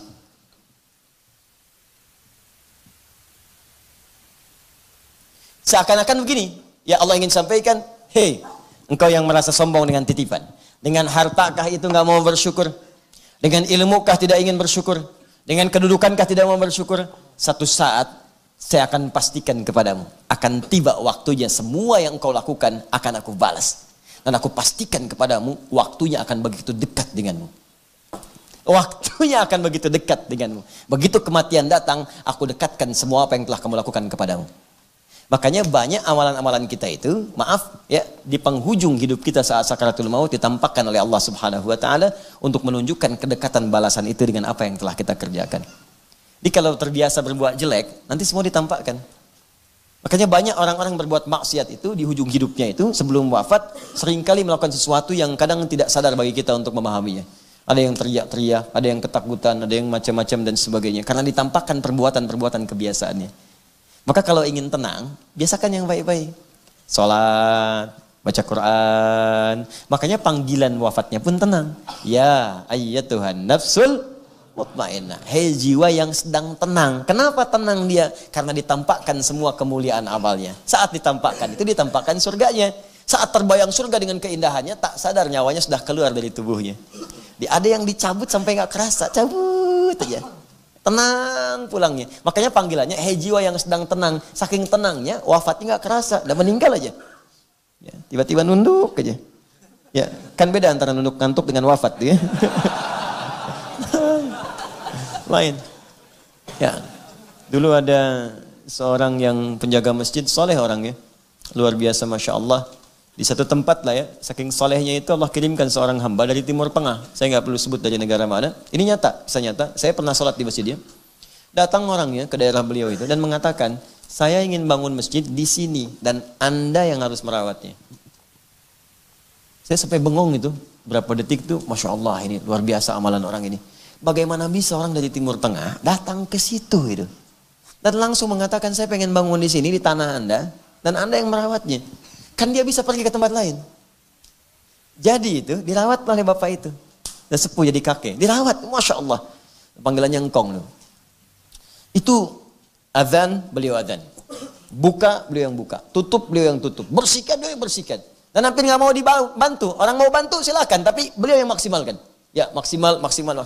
Sampai indahnya itu Ramadan terakhir. Ya Ramadan terakhir. Hari Jumat kalau saya nggak keliru, ba'da asar. Hari Jumat, ba'da asar, Ramadan yang terakhir. Ya dalam hidupnya. Apa yang terjadi? Ba'da asar itu sambil nunggu zikir, menjelang buka, sambil tiduran. Merem-melek itu ya.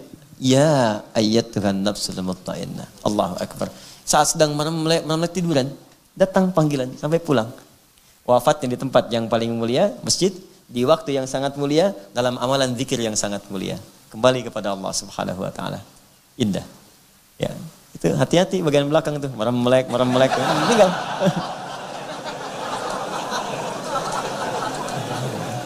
Baik.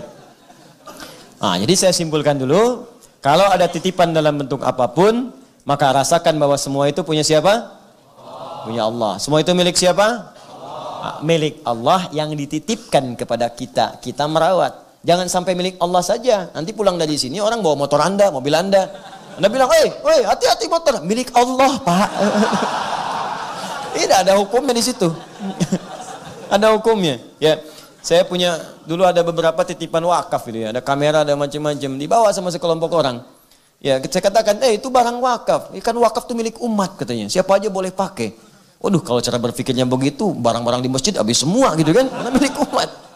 Hati-hati. Dititipkan pada kalangan kelompok tertentu untuk dikelola, makanya diminta pertanggungjawaban. Berlakulah kemudian hukum muamalah di situ. Jelas sampai sini? Sekarang pertanyaannya, bagian terakhir. Jika semua milik Allah dan dititipkan kepada kita, ditugaskan kita untuk merawatnya, dan yang paling dahsyat, dijanjikan kalau benar kita menggunakannya, maka semua itu akan dikembalikan kepada kita berupa kepemilikan. Contoh gini, titip ya mas, misal. Kemudian oleh beliau dikelola titipan saya, dijaga rapi, ya dan seterusnya. Karena dikembalikan kepada saya. Saat dikembalikan kepada saya, apa yang saya ucapkan? Terima kasih kan? Jawabannya apa? Sama-sama. Mungkin saya kasih bagian dari uang atau harta tertentu, tapi benda ini kembali kepada saya. Itulah sifat manusia. Makhluk begitu. Kalau dititipkan, dirawat dengan baik, dibalikin ke kita, diucapkan terima kasih oleh kita. Atau kita memberikan bagian dari upah. Nitip motor, keluar dari titipan, kita kasih, ucapkan terima kasih Pak. Gitu kan? Antum kesini kan? Dijaga, dirawat baik-baik motornya. Pulang dari sini untuk ucapkan terima kasih Pak. Sama-sama, ada yang infak, ada yang macam-macam. Ya, tapi kan motornya tetap di bawah lagi. Jelas kan? Nggak ada orang pulang, datang pakai mobil Xenia yang tadi. Ya, pulang-pulang nggak dibawa, makasih Pak. Gitu kan? Nggak ada kan? Mobil bawa lagi. Itu sifat manusia. Tapi Allah beda. Ketika Anda benar-benar merawatnya dengan baik, titipan itu digunakan sebaik-baiknya, sesuai dengan apa yang Allah inginkan, maka semua benda tadi, bahkan semua titipan tadi, bahkan yang sifatnya titipan bernyawa, anakkah itu, istrikah itu, suamikah itu, bapakkah, ibukah, cucukah, semua akan Allah berikan nanti dengan nilai kepemilikan, bukan titipan lagi. Bukan titipan lagi. Bahkan yang Anda nggak ketitipin pun di dunia, Anda nggak dapat titipan itu. Tiba-tiba saat kembali kepada Allah, Anda membayangkan itu pertama kali ke surga. Terbayang oleh Anda, langsung diberikan sebagai hak milik, bukan titipan lagi. Anda datang ke sini teman-teman sekalian, begitu lewat ada bakpao. Ya, bakpao sebelah kiri, ke pojok sebelah sana, dan kosong. Mau lewat, uang nggak bawa. Waduh, ya Allah, rasa kacang baunya udah kecium. Yang coklat kelihatan, yang ayam sudah menggoda-goda. Ya kan? Mau minta ke orang nggak enak gitu kan? Baik, mau lewat duit nggak ke bawah. Ya Allah, doa tuh begitu saat maghrib bakpao, ya Allah bakpao. Allahu Akbar. Ya di bawah teringat dia nggak dapat titipan itu, nggak kemakan sama dia. Ikut salat, ikut ta'lim. Begitu pulang meninggal. Wafat misalnya, wafat dalam keadaan baru pulang dari ta'lim. Lewat situ, udah lewat gerobaknya, bakpao habis, meninggal lagi. Kan? Wafat dia, masuk surga. Saat masuk surga pertama kali, ingat dia bakpao itu. Ingat, padahal dia nggak dapat titipan bakpao itu, tapi dia ingat dengan itu. Apa yang terjadi? Kalimat Qur'annya jelas. Quran surah kedua ayat 25. Wa utubihi mutasyabiha. Diberikan yang sama persis seperti yang terbayang dalam benaknya. Allahu Akbar. Langsung. Wa basyiril ladzina amanu wa 'amilus salihati anna lahum jannatin tajri min tahtihal kullama ruziqu minha min thamaratir rizqa qalu hadzal ladzi ruziqna min qabl. Ada orang yang dititipi ingat lagi, ya Allah saya ingat dengan ini sepeda saya mengantarkan saya ke masjid. Ya ingat lagi, wa utubihi mutasyabiha, diberikan persis sama dengan apa yang pernah ia dapati dulu. Persis, sama persis. Ada yang enggak pernah dapat, pengen utubihi mutasyabiha. Ya Allah, tiba-tiba ada, sling. Tukang bapaknya, ya Allah, saya pun ya Allah, ajak ya Allah. Jelas ya? Nah, makanya banyak ayat-ayat surga itu ketika menerangkan kepada kita, menjadikan semua titipan itu membersamai kita selamanya. Coba lihat ya, yang ke surga bawa bapaknya, ibunya, pasangannya, ada. Buka Quran surah ke-13, misal ayat 23. Jannati adnin yadkhulunaha wa man salaha min abaihim wa azwajihim wa dzurriyyatihim. Ada orang yang akan masuk ke dalam surga Aden. Jadi masuk surganya lewat surga Aden, tapi melewati semua pintu surga. Semua pintu dilewatin, lewat surga Aden dulu, semua pintu dilewatin. Setiap masuk surga disambut oleh semua malaikat yang jaga pintu surga. Ya, salamun alaikum bima sabartum. Mereka mengatakan, selamat Anda sabar saat berada di dunia mengamalkan amalan. Siapa yang masuk itu? Ternyata anak-anak yang bisa menggandeng bapak ibunya. Ya, wa abaihim, wa man salaha min abaihim, orang-orang saleh di kalangan bapaknya. Bapaknya digandeng. Masuk surga bawa bapak ibunya. Masya Allah, bagaimana perasaan ibu yang telah mengandungnya saat di dunia. Dan dibalas itu dengan surga. Kalau dunia banyak lah. Kalau dibalas dengan mobil udah banyak. Balas dengan rumah yang belum beriman pun bisa. Balas dengan surga. Itu kebanggaan tingkat tinggi yang kita bisa persembahkan di akhirat nanti. Makanya cari amalan yang bisa menggandeng bapak ibu kita. Cari. Wa azwajihim, pasangannya. Jadi kalau suami, gandeng istri. Kalau istri, gandeng suami. Wa dzurriyyatihim, dan semua keturunan. Dzurriyah, bukan aulad. Kalau aulad, anak-anak saja. Kalau dzurriyah, anak, cucu, cicit sampai habisnya. Gandeng semua. Makanya satu-satunya makhluk manusia di muka bumi yang bisa menggandeng seluruh manusia umatnya ke belakang Nabi Muhammad SAW.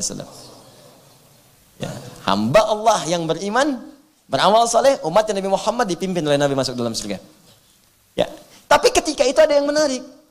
Bukankah suami saat di dunia itu titipan bagi istrinya? Bukankah istri titipan bagi suaminya? Bukankah anak titipan bagi kedua orang tuanya? Nah, titipan itu saat dititipkan, rawat itu dengan baik, Pak. Si kita itu titipan. Dititipkan kepada kita, karena Allah itu melihat Anda yang mampu membuat dia soleha. Mudah bagi Allah menitipkan pada pria lain. Tapi ketika yang dipilih Anda yang dipercaya, di tangan Anda dia bisa jadi soleha. Ibu yang di bawah, Bu, ya. Ini suami-suami yang di atas ini bersama saya, dititipkan kepada ibu di bawah. Karena menurut Allah, ibu yang mampu menjadikan dia soleh. Ibu yang mampu menyertai dia menjadi soleh.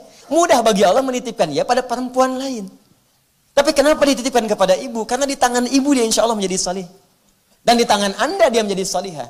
Karena itu berpartner dalam kehidupan supaya dua-duanya punya pilihan baik insya Allah subhanahu wa ta'ala. Itu poinnya. Ini yang satu belum solihah, udah minta yang kedua. Dua belum solihah, udah minta yang ketiga. Titipan, ditanya satu saat nanti. Bagaimana jawabannya? Memang bahasanya bagus. Wah, kenapa sih udah begini? Mama sholat senang berjamaah atau sendirian?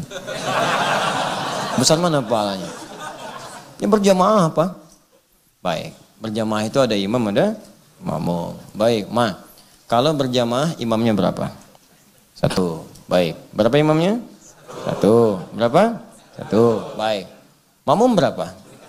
1 lah Pak, kan sah gitu kan? Bah, ya sudah, makmum 1, imam 1. Baik, kira-kira kalau makmumnya 2, ya lebih afdal mana dengan imamnya 1? Ya 2. Terus kalau makmumnya 3, ya 3.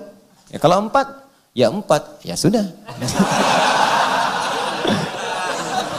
Pak, yang penting bukan banyaknya makmum. Yang penting berjamaahnya sah di hadapan Allah Subhanahu wa taala.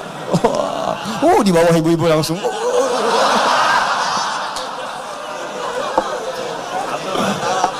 Aduh. Kamu gak usah ikutan dulu. Aduh. Dul, apa bedanya madu asli dengan palsu? Madu asli sama palsu apa bedanya? Allahu a'lam. Kalau madu palsu dibawa ke rumah, botolnya masih utuh. Kalau madu asli dibawa ke rumah, pecah sama botolnya. Kau belum paham, tar aja deh.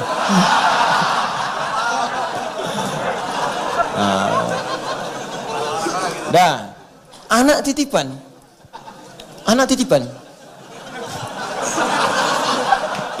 Aduh, Allahu Akbar. Udah. Ya, anak juga titipan. Ini akan ditanya nih orang tuanya. Apalagi kalau dia menjelang balik akan ditanya. Karena dia titipan, maka buat titipan itu punya nilai di hadapan Allah saat pulang. Nih, Anda titip motor nih, begitu pulang ternyata spion bengkok, knalpot hilang. Ya. Bisa. Ya, makanya begitu Anda bawa, tiba-tiba ada yang hilang. Pertanyaan saya, respon Anda pertama bagaimana? Anda pasti akan marah. Anda cari kan? Cari gak ketemu Anda marah. Sekarang ini anak titipan dari Allah kepada Anda. Yang Anda saja berharapnya sampai memelas-melas. Anugerahkan pada saya Allah, anugerahkan pada saya Allah. Nunggunya kadang-kadang lama. Ada yang 6 tahun, 8 tahun, begitu udah jadi disia-siakan. Udah lahir, udah dititipkan, kenapa disia-siakan? Maka jaga anak ini, rawat dengan baik supaya saat pulang Anda punya kebanggaan. Kan tuh motor kalau dirawat baik, rapi, pulang bersih, bahkan clean. Begitu Anda dapat kan Anda senang, bahagia betul. Ini saat pulang menghadap Allah, hafal Quran, sholatnya rajin, jadi anak hebat luar biasa. Pulang Anda bangga. Yang punya senang, begitu senang diberikan kepada Anda hak milik selamanya tanpa dipisahkan sama sekali. Tapi kalau nggak dirawat dengan baik, Allahu Akbar. Nestapa nanti. Maka semua hal yang didengar di akhirat nanti hanya berupa penyesalan. Apa Anda tega yang telah melahirkannya tiba-tiba mendengar teriakan anak di neraka? Makanya Allah kisahkan dulu kisah Kan'an dengan keluarganya. Ya, kisah-kisah kemudian yang sebelum-sebelumnya. Supaya apa? Supaya jadi pelajaran pada kita, jangan berlaku yang sama lagi. Jangan diikutin. Itu bukan dongeng pengantar tidur. Tapi amalan untuk diresapi dan diamalkan dalam kehidupan kita. Jelas ya? Ya coba pulang sini merenung dulu sebelum tidur. Cek anak-anaknya sekolah di mana. Jangan-jangan selama ini cuma membanggakan dunia tapi sholatnya nggak bisa. Apa Anda bangga anak jadi dokter, ya S3, bahkan profesor. Tapi saat Anda wafat nyolatin aja nggak bisa. Anda wafat, mandiin aja nggak bisa. Hei, Anda yang mandikan dia dari sejak kecil, Anda mandikan dia tuh, disabunin, Masya Allah, dirata-ratain, dihilang-hilangin kotorannya. Anda nggak pernah merasakan jijik pada saat itu, nggak pernah merasa dengan baunya, nggak pernah Anda merasakan buruk saat melakukan itu semua. Pertanyaan saya, tuh anak yang Anda mandikan dari sejak kecil, yang popoknya Anda gandikan, yang Anda timbang-timbang, satu saat kalau Anda wafat, bisa mandikan Anda nggak? Masa anak orang lain yang mandikan Anda? Masa anak orang lain yang nyolatkan Anda? Anda sendiri yang berharap dia sholat tengah malam, minta sama Allah supaya ada dia. Kok begitu Anda wafat, dia nggak bisa nyolatin dia? Dia nggak bisa nyolatin Anda. Dia nggak bisa mandikan Anda. Dia nggak bisa bahkan untuk mentalkinkan Anda. Bahkan kadang antar ke kubur pun nggak sempat. Lantas apa yang Anda dapatkan selama hidup ini? Apa yang Anda raih? Itu gelar yang Anda banggakan. Itu harta yang Anda miliki. Ya, dan itu tidak memberikan manfaat bagi hidup Anda di akhir kehidupan Anda. Apa yang Anda banggakan? Gak ada nilainya. Lantas Anda bangga umumkan kepada orang, ini anak saya, prestasinya hebat dan sebagainya. Gak ada nilai. Kalau saat Anda wafat, dia tidak melakukan apapun untuk Anda pada saat itu. Gak ada nilainya. Jaga dengan baik. Amalkan dengan mulia, karena semua titipan itu akan tiba waktunya yaum yang begitu dekat dijanjikan oleh Allah Subhanahu wa taala. Memang satu hari di atas itu 1000 tahun kehidupan kita, tapi kita tidak tahu di mana hari ke-1000 itu yang kita akan segera pulang untuk mempertanggungjawabkan apa yang telah kita kerjakan selama hidup di dunia ini. Nah, sekarang pertanyaannya, ya Allah, saya ingin berubah. Saya ingin menggunakan harta saya untuk kepentingan ibadah. Saya ingin menggunakan kedudukan saya untuk ibadah. Saya ingin gunakan ilmu saya untuk beramal soleh, dan saya ingin ajak semua keluarga saya untuk dekat denganmu. Bagaimana caranya? Maka Allah turunkan ayat yang selanjutnya untuk bisa mengarahkan kita pada fungsi semua nikmat yang telah diberikan tadi supaya punya nilai di hadapan Allah. Maka turun ayat, Iyyaka na'budu wa ayat ini kalau benar kemudian kita mengamalkannya, memahami dan diamalkan, bahkan Allah akan berikan bonus saat di dunia tanpa harus menunggu bonus ini didapatkan di akhirat. Bonus itu adalah semua yang kita mintakan saat selesai membaca ayat ini seketika akan dikabulkan oleh Allah Subhanahu wa taala kalau kita benar membutuhkannya. Ini hadis qudsi. Di ketika Anda baca Iyyaka na'budu wa iyyaka nasta'in, kemudian Anda ada permintaan apapun yang Anda minta selama itu Anda butuhkan, kata Allah, wali 'abdi ma sa'ala, aku janjikan, dan ini komitmen janjiku, kalau benar bacaanmu sampai di sini, maka aku akan kabulkan apapun yang kamu minta saat ini. Nah, sekarang bagaimana caranya kita membaca ayat ini, kemudian mengamalkannya dan mendapatkan apa yang tadi kita inginkan?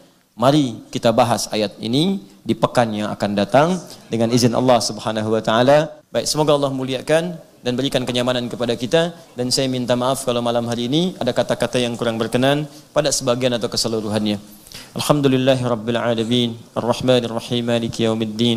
Iyyaka na'budu wa iyyaka nasta'in. Ihdinas siratal mustaqim, siratal ladzina an'amta 'alaihim ghairil maghdubi 'alaihim waladdallin.